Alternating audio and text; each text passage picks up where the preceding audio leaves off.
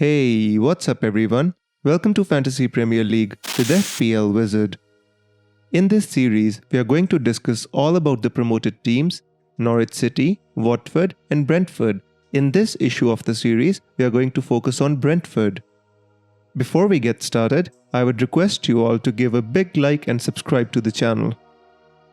Brentford got promoted after beating Swansea 2-0 in the Championship playoffs. They were the most attacking team in the division, scoring 79 goals and conceding 42. The brand of football that Brentford play is high pressing, high pressure and high octane type of football. They win the ball in the opponent's half a lot of times by compressing the pitch vertically, and that is the reason they score a lot of goals. Their coach Thomas Frank started with the 4-3-3 formation, but later on they moved to a 3-5-2 or 3-1-4-2 formation. Brentford like to attack with their fullbacks, so no matter what formation they play, they will always push their fullbacks high up the pitch. In the case of a 4-3-3 formation, when they were attacking, the fullbacks would push up and the deepest lying central midfielder would drop into a back three, so that essentially makes it a 3-4-3 formation while attacking.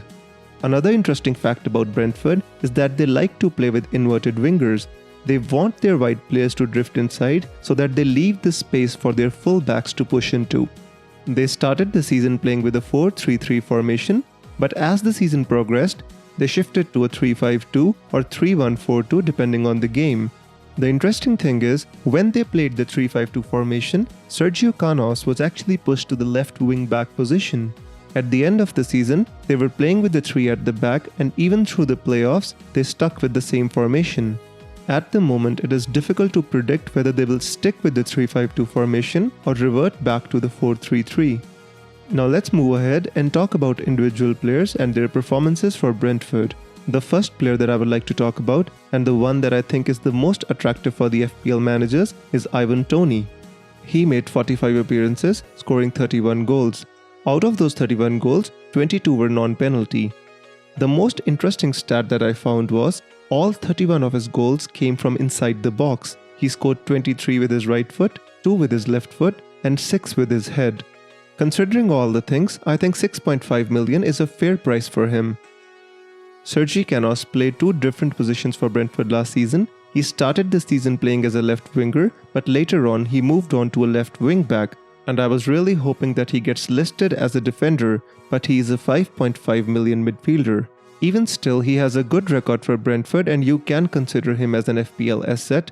The only reason for concern for me is, at an average he played 63 minutes out of 90, which is just not enough. Now let's talk about Bryan Mbeumo. He made 41 appearances, scoring 8 goals and 10 assists. He played in a variety of positions. He played at the right wing back, as a supporting striker to Ivan Toney, and he's a very handy player. It's a good thing that he has not been listed as a forward. He's been listed in FPL as a 5.5 million midfielder. Now let's talk about some other players in the Brentford attack. Marcus Forss is a 5.5 million forward. He played mostly on the wing or as a supporting striker, especially when Mbeumo got injured at the tail end of the season. He made 39 appearances, most of them were from the bench, scored 7 goals and 1 assist. He's a very handy player to own for Brentford, not so much as an FPL asset. Josh De Silva is a really good midfielder for Brentford. He made 30 appearances, scored 5 goals and 4 assists, and created 6 big chances. He's priced at 5.5 million in the Brentford midfield. The next Brentford midfielder is Tariq Fosu. He is also priced at 5.5 million. He made 39 appearances, scoring 4 goals and 3 assists. The last player on this list is Matthias Jensen. He has been priced at 5 million and he made 45 appearances, scoring 2 goals and 7 assists. He is the main forward passing player of Brentford and he created 9 big chances. Now let's move on and discuss the goalkeeper and defense of Brentford. David Raya, priced at 4.5 million, made 42 appearances for Brentford, keeping 16 clean sheets and making 91 saves. Although he did not save any penalties, he made around 2.2 saves per game. When we talk about defenders in FPL, the ones that are considered the best are those who can give us some attacking returns in addition to the clean sheets. Talking about the Brentford defense, I do not find any viable FPL options in there, one of the reasons being, for the same price point you can get good defenders from better teams. but just for the sake of completeness, let's summarize their defense.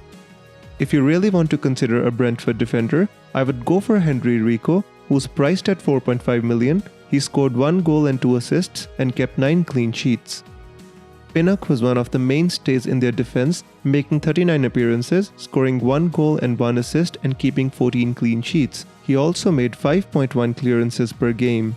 Henrik Dalsgaard was another mainstay for their defense, but we will not discuss much about him because he's already left the club for Midtjylland.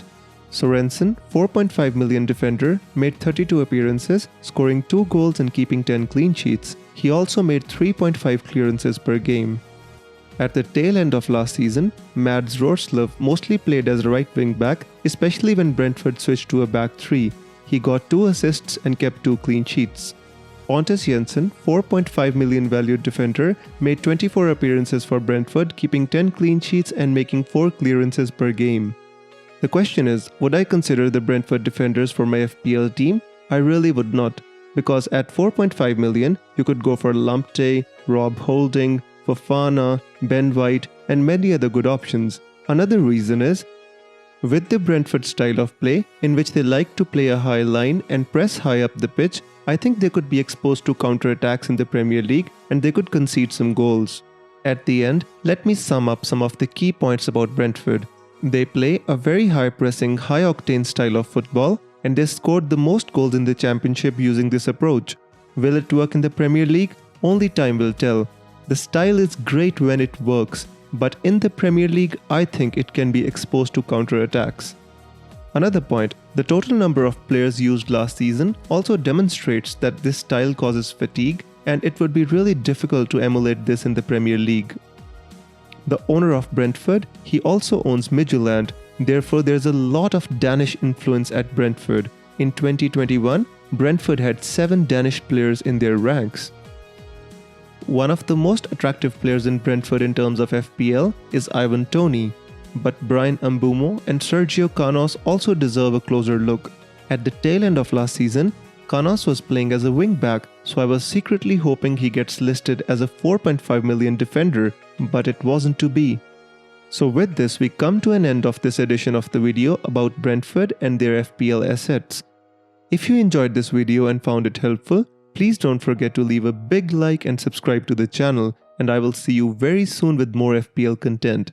Till then, take care. Bye-bye.